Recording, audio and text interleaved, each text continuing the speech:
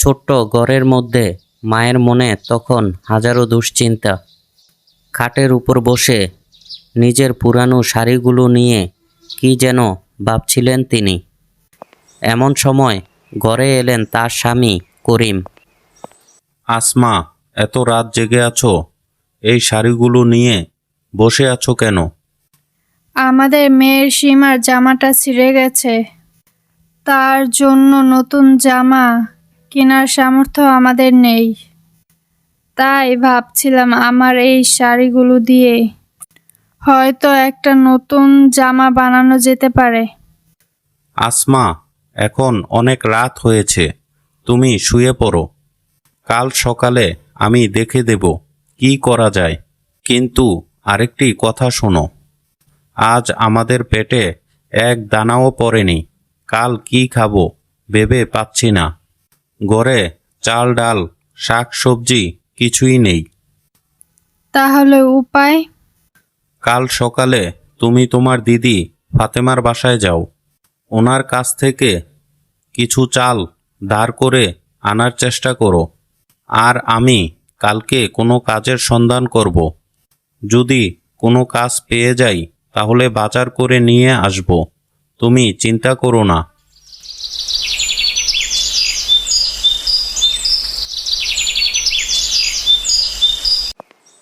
পরদিন সকাল হতেই আশা তার দিদি ফাতেমার বাড়ির উদ্দেশ্যে রওনা দিল। ফাতেমার বাড়ির সামনে গিয়ে ডাকলো, আপা ও চম্পা আপা, কোথায় তুমি? একটু বেরিয়ে এসো না। চম্পা বাড়ি থেকে বেরিয়ে এসে বিরক্ত স্বরে বলল, আসমা, এত সকাল সকাল এখানে কেন? আপা, আমাকে একটু চাল ডাল দেবে? কাল থেকে আমার মেয়ে সীমা কিছুই খায়নি। তুমি একটু চাল দিলে আমি তাকে রান্না করে খাওয়াতে পারি। না বাবা, আমি দিতে পারবো না। সব সময় এইভাবে চাওয়া চাই, তোর স্বভাবটা কি কখনো যাবে না? প্রতিদিন সকালে আমার দরজায় ভিক্ষে চাইতে আসিস। আপা, এমন কথা বলো না। আমি তোমার ছোট বোন, আমার উপর একটু দয়া করো।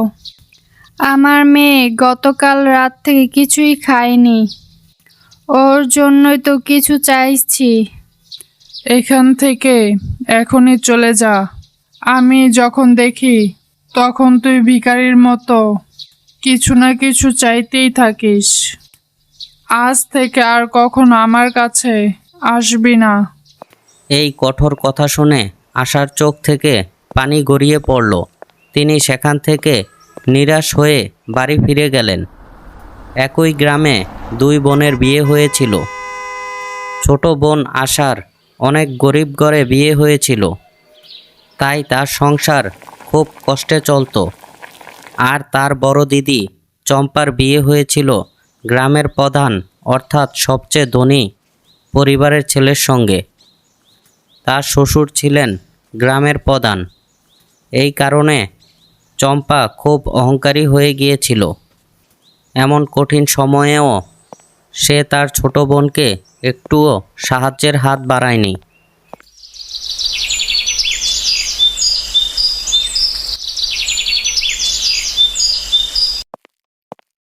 সন্ধ্যায় করিম কাজ থেকে বাড়ি ফিরল, হাতে কিছু বাজার। কি গো, শুনছো? আজকে যা এনেছো তা দিয়ে শুধু আজকের রাতটা চলবে। হ্যাঁ, আজ কাজ করে যা রোজগার করেছি তা দিয়ে এই বাজার এনেছি। আজকের রাত চালালেই হবে, কালকেরটা কালকে দেখে নিব। আজকে আমি আমার বড় বোনের কাছে চাল ধার করতে গিয়েছিলাম, কিন্তু তিনি কোনো সাহায্য করেনি, বরং বাড়ি থেকে তাড়িয়ে দিয়েছে। তাই পাশের বাড়ি থেকে ভাতের ফ্যান চেয়ে এনে দুপুরে সীমাকে খাইয়ে দিয়েছিলাম। এসব কথা না বলে এখন তাড়াতাড়ি রান্না করে মেয়েকে খাইয়ে দাও।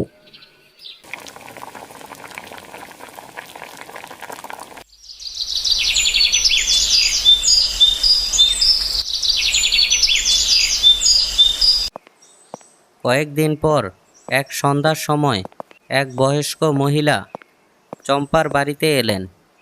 কে আছেন বাড়িতে? মা, একটু বাইরে আসেন। ফাতেমা বিরক্ত হয়ে বেরিয়ে এসে বলল, আবার কি হয়েছে? রাত দুপুরে বাড়িতে এসে চিৎকার করছেন কেন? মা, আজ রাতটুকু তোমাদের বাড়ির উঠানে আমাকে থাকতে দেবে? অনেক রাত হয়ে গেছে। আমি তো এই ভিখারির জ্বালায় পাগল হয়ে যাব। এটা কি কোনো বৃদ্ধাশ্রম যে কেউ এসে এখানে থাকবে? মা, আমি পাশের গ্রাম থেকে ভিক্ষা করতে এসেছি। অনেক রাত হয়ে গেছে। শুধু তোমার উঠানের এক কোণায় আমি শুয়ে পড়ব। তোমার কোনো অসুবিধা হবে না। দয়া করে আমাকে একটু ঠাঁই দাও। বললাম তো, এখানে কোনো ভিখারিকে থাকতে দেওয়া হবে না। চলে যাও এখনই। অসহায় বৃদ্ধা মহিলাটি সেখান থেকে চলে গেলেন। বৃদ্ধা মহিলাটি হাঁটতে হাঁটতে আসমার বাড়ির সামনে এলেন। কে আছেন বাড়িতে? মা, তোমরা কি আমার আওয়াজ শুনতে পারছো? একটু বাইরে আসবে? করিম ও আসমা বেরিয়ে এলেন। বৃদ্ধা বললেন, মা, আজ রাতে আমি কি এখানে থাকতে পারি? অনেক রাত হয়ে গেছে। ভিক্ষা করতে করতে ক্লান্ত হয়ে পড়েছি। যদি দয়া করে তোমাদের বাড়ির বাইরে একটু শুতে দাও তাহলে খুব উপকার হয়। বুড়িমা, এইসব কি বলছো? আপনি থাকবেন ঘরের বাহিরে আর আমরা ঘরের ভিতরে শুয়ে থাকব? তা কি করে হয়? আপনি আসেন, আমাদের ঘরের মধ্যে শুবেন। না মা, আমি ঘরের বাহিরে শুয়েই রাত কাটিয়ে দিব। তুমি এত চিন্তা করো না। না না বুড়িমা, এমন হয় না। আপনি আসুন, আমাদের সাথে ঘরের মধ্যে চলুন। তারা বৃদ্ধাকে ঘরের ভিতরে নিয়ে এলেন। তখন করিম বললেন, বুড়িমা, এবার একটু খেয়ে নেবেন, চলুন। না বাবা, তুমি যে আমাকে ঘরের ভিতরে থাকতে দিয়েছ, এটাই আমার জন্য অনেক। বুড়িমা, আপনি এখানে না খেয়ে থাকবেন আর আমরা সামনে বসে খাবো? এটা কখনো হয়? আপনি সারা রাত না খেয়ে থাকবেন আর আমরা ভালো করে খেয়ে ঘুমাবো? সেটা তো অন্যায় হবে। চলুন, অল্প কিছু খেয়ে নেবেন। হ্যাঁ বুড়িমা, আসমা ঠিকই বলেছে। আপনি আমাদের আত্মীয়, আত্মীয়কে না খাইয়ে রাখা উচিত না। চলুন, কিছু খেয়ে নিন। ঠিক আছে বাবা, তোমরা যখন এত করে বলছো তাহলে চলো, অল্প কিছু খাই। মা, তোমার মেয়ের জামাটা এভাবে ছিঁড়ে গেল কিভাবে? বুড়িমা, আপনাকে আর কি বলবো? আমরা খুব গরিব, টাকা পয়সা নেই বলে মেয়ের জন্য জামা কিনতে পারি না। জানি না আল্লাহ আমাদের ভাগ্যে কি লিখেছে। আমাদের কপালে তো ভালো করে একবেলা খাবারও জুটে না। বাবা, তোমাদের অবস্থা এত খারাপ, তাহলে আমাকে কেন খেতে দিলে? তোমাদের ভাগের ভাত আমাকে খাইয়ে দিচ্ছ, আর তোমরা এত কম খাচ্ছ কেন? মা, আমরা গরিব হতে পারি, কিন্তু আমাদের মনটা ধনীদের থেকেও বড়।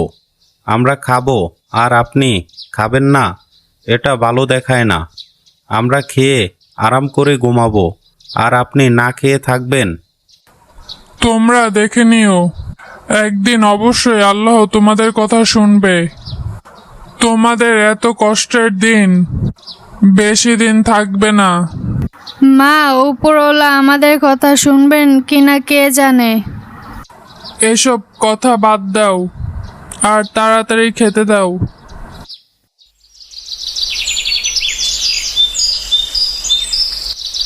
পরের দিন সকালে মা, তুমি আবার আমাদের বাড়িতে আসবে যখন মন চাইবে।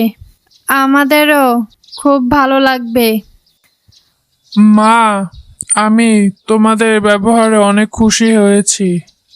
তোমরা গরিব হলেও কি হয়েছে, তোমাদের মন অনেক বড়। আমি তোমাদের একটি উপহার দিতে চাই। কেউ যদি খুশি হয়ে কিছু দেয়, সেটা ফিরিয়ে দেওয়া উচিত নয়। এই বলে বিদ্যা একটি ছোট কলসি তাদের হাতে দিলেন। তারপর বললেন, ঠিক আছে মা, এখন আমি যাই। বিদ্যা চলে গেলেন। করিম বললেন, আসমা, এই কলসির মধ্যে কি আছে? আমি কি করে জানবো? চলো ঘরের ভেতরে গিয়ে খুলে দেখি। ঘরের ভিতরে গিয়ে তারা কলসি খুললেন। দেখতে পেলেন কলসিটি ভর্তি সোনার মোহর। আরে আসমা, দেখেছ কলসির মধ্যে কত সোনার মোহর? এত সোনা এলো কোথায় থেকে? আমার মনে হয় ওই বুড়িমা কোনো সাধারণ বুড়িমা ছিল না। তাহলে কিভাবে এই কলসি ভর্তি সোনার মোহর আমাদের দিলেন? তুমি ঠিক বলেছ। আমার মনে হয় আল্লাহ আজ আমাদের কথা শুনেছেন। ওই বুড়িমা হয়তো আল্লাহর পাঠানো কোনো উসিলা ছিল। তুমি ঠিক বলেছ। এখন আমাদের দুঃখের দিন শেষ হবে। সেদিন থেকে আসমা ও করিমের জীবন বদলে গেল। তারা অনেক খুশিতে দিন কাটাতে লাগলো। কিন্তু তাদের এই সুখ সমৃদ্ধি দেখে চম্পার খুব রাগ হলো এবং মনে মনে সে ভীষণ হিংসা করতে লাগলো। একদিন চম্পা তাদের ছোট মেয়ে সীমাকে ডেকে বলল, সীমা, তোমাদের কাছে এত টাকা পয়সা কি করে এলো রে? তোর বাবা কি লটারি পেয়েছে? না মাসি, কিছুদিন আগে আমাদের বাড়িতে এক বুড়িমা এসেছিল। তিনি আমাদের বাড়িতে রাত কাটিয়েছে। সকালে যাওয়ার সময় আমার মাকে একটি কলসি দিয়েছিল। পরে দেখি ওই কলসির মধ্যে অনেক সোনার মোহর ছিল। ওই ভিখারি বুড়ি দিয়েছে? ওই ভিখারি বুড়ি তো আমার কাছেও এসেছিল এক রাত থাকার জন্য, কিন্তু আমি তাকে তাড়িয়ে দিয়েছিলাম। জি মাসি, এখন আমার বান্ধবীরা আমাকে খেলতে ডাকছে। আমি যাই, ওরা অপেক্ষা করছে। এই বলে সীমা চলে গেল। চম্পা ভাবতে লাগলো, আমার কপালটাই খারাপ। ওই বুড়ি আগে আমার বাড়িতে এসেছিল। আমি যদি ওকে থাকতে দিতাম, তাহলে সকালে সেই সোনার কলসিটা আমাকে দিয়ে যেত। আমিও ওই আসমার মতো সোনার মোহর ভর্তি কলসি পেতাম। তারপর চম্পা তার স্বামী ইউসুফকে বলল, কি গো, শুনছো? আমার ছোট বোনের সংসার কত ভালো হয়ে গেছে। কিসের জন্য? কোনো লটারি পেয়েছে নাকি? লটারি কিছু পাইনি।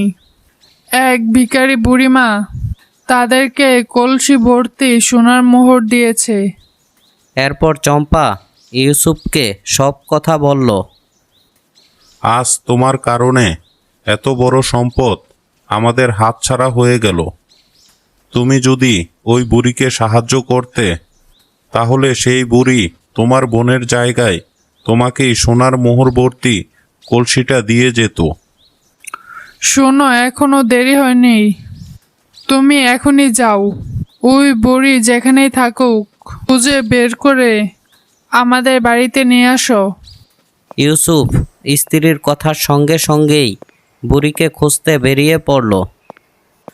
ইউসুফ গ্রামের আনাচে কানাচে বুড়িকে খুঁজতে লাগলো। অনেক খোঁজাখুঁজির পর অবশেষে এক গাছের নিচে বসে থাকা অবস্থায় সেই বুড়িকে দেখতে পেল। বুড়িমা, আমি আপনাকে অনেক খুঁজেছি। আপনি এখানে বসে আছেন? বাবা, তুমি আমাকে কেন খুঁজছিলে? বুড়িমা, আমি এই গ্রামের প্রধান। আমার স্ত্রীর খুব ইচ্ছে কোনো গরিব বা অসহায় মানুষকে পেট ভরে খাওয়াবেন। দয়া করে আপনি আমাদের বাড়িতে চলুন। না বাবা, তোমাকে অনেক ধন্যবাদ। আমন্ত্রণ জানানোর জন্য, কিন্তু আমি এখন আমার গ্রামে যাব। পথে অনেক ক্লান্ত হয়েছি, তাই একটু বিশ্রাম নিচ্ছিলাম। বুড়িমা, এমন করবেন না।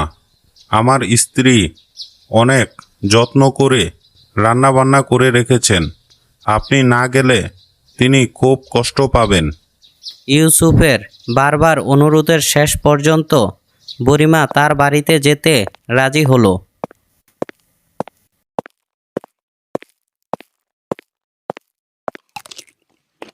চম্পা বুড়িমাকে বাড়িতে নিয়ে এসে খুব যত্ন করে খাওয়ালো। খাওয়া শেষে বুড়িমা বললেন, মা, পেট ভরে গেছে, আমি আর খেতে পারবো না, আমি যাই।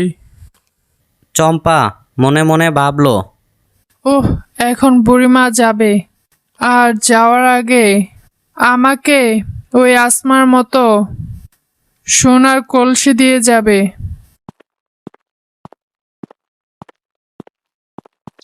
মা, তোমাদের খুব ধন্যবাদ, তোমরা আমাকে পেট ভরে খাওয়ালে। এখন আমি যাই। মা, আপনি তো আমাকে আশীর্বাদ করলেন না। মা, আমার আশীর্বাদ তোদের উপর সবসময় থাকবে। ঠিক আছে, আমি যাই। মা, আপনি তো আমাকে কোনো উপহার দিলেন না। আমি শুনেছি আপনি সবাইকে উপহার দেন, তাহলে আমাকে দিবেন না? কেন দিব না মা, তোমাকে অবশ্যই দিব। তোমার ব্যবহারে আমি খুব খুশি হয়েছি। এই বলে বুড়িমা আরেকটি কলসি বের করে ফাতেমার হাতে দিল এবং বুড়িমা সেখান থেকে চলে গেল।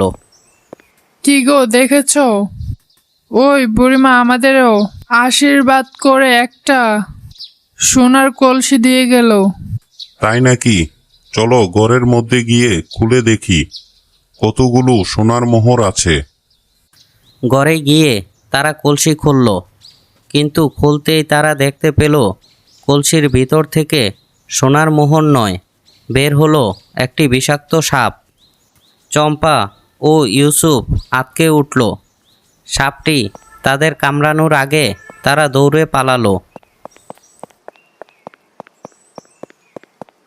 বাঁচাও, বাঁচাও, এটা কি বের হয়েছে কলসি থেকে? সাপটা আমাদের কামড়ে দিবে নাকি? বাঁচাও কেউ, আমাদের এই সাপের হাত থেকে বাঁচাও। কেমন কলসি, যেখানে সোনার বদলে সাপ দেয়? আমি সব বুঝতে পেরেছি। আমি ওই বুড়িমাকে ছাড়বো না। চলো আমার সাথে। ওই বুড়ি এখনো বেশি দূর যেতে পারেনি।